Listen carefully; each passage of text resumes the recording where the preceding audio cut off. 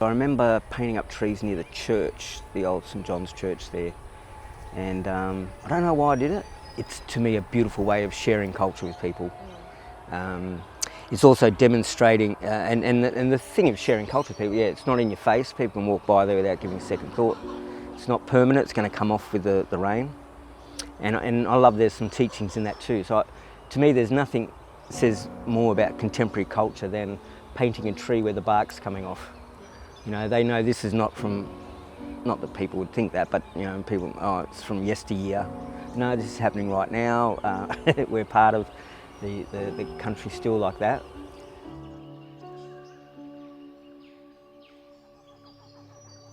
Yeah, my name is Chris. When I do the cultural things down, I'm very proud to be, or honoured to be referred to as Uncle Chris. That is really a sweet honour, you know, especially for a male in today's, you know, we want our young people to have men that they can rely on or trust. So I do a lot of cultural work in Parramatta. I'll get asked to come down and do smokings, and it's only because I've worked with Parramatta for a long time too. My mother was born here. She grew up as a Parramattagal, Parramattagallian, but a Parramatta girl. And so I feel certainly a strong connection here, but also a sense of responsibility to be here to share about the culture. Now, as I explained, we don't have offices or anything like that. Very hard, and we're not easy to pick out in a crowd anymore. It provides a perfect opportunity. People can informally come up and have a yarn. What are you doing? There's something to talk about. It's not intense. I'm sitting here painting as we're yakking, and it's a very wonderful opportunity to connect with people and country too. You know, I'm conscious too that I'm doing something lovely for the trees, keep people's mind conscious of the other brother and sister creatures that we share the country with. I'm also too keen to show off environmentally friendly ways of making art. You know, and people will come up, ask what I'm doing. I'll inevitably explain that I'm using clays and ochres, and that might spur a conversation about the environment and things. I actually, it's just my personal journey.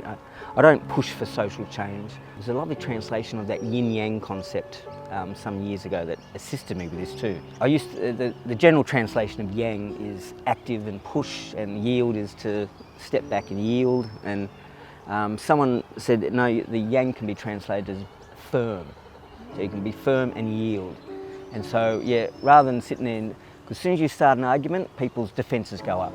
And I thought, no, if people can find a beautiful way of, and like I say, art's a great way.